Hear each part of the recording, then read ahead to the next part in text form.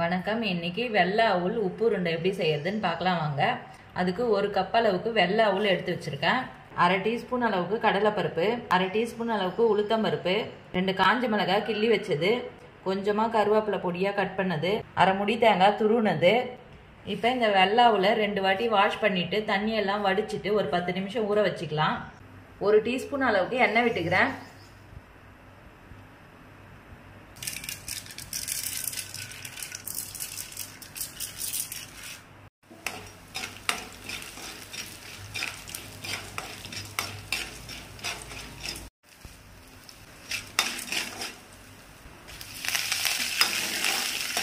தேங்காய் துருவல் சேர்த்து கேஸ் ஆஃப் பண்ணிக்கலாம்.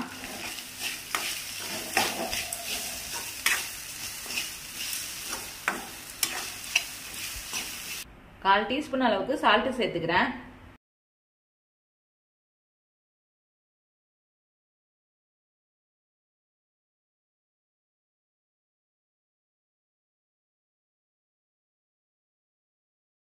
மசிச்சுக்குங்க. தண்ணியெல்லாம் வடிச்சிட்டு நீங்க மசிச்சிக்கினா தான் இந்த அளவுக்கு மசியும், இல்லைன்னா ரொம்ப தண்ணியாயிடும்.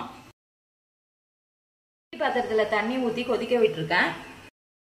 இதே நல்லா கலந்துட்டு உருண்டை பிடிச்சி வச்சுக்கலாம்.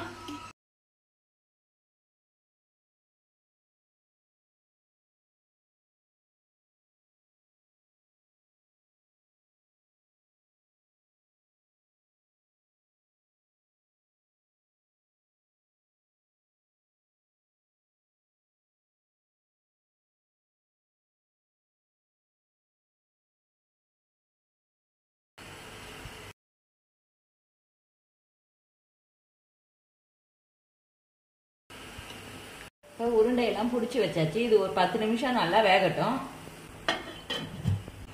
10 நிமிஷம் ஆயிடுது. வெந்துடுதான்னு பார்க்கலாம். நல்லா சாஃப்டா வெந்திருக்கு. கேஸ் ஆஃப் பண்ணிக்கிறேன்.